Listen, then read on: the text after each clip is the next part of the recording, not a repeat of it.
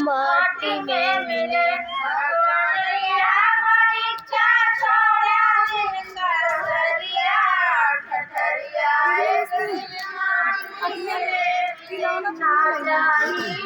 लड़का बच्चा ना चाहिए बहु बेटी ना चाहिए लड़का बच्चा ना चाहिए बहु बेटी ना चाहिए हम लड़का बच्चा ना चाहिए बहु बेटी ना चाहिए हम लड़का बच्चा ना चाहिए बहु बेटी प्रभु जी हमका चाहिए पति एक दिन माटी में मिले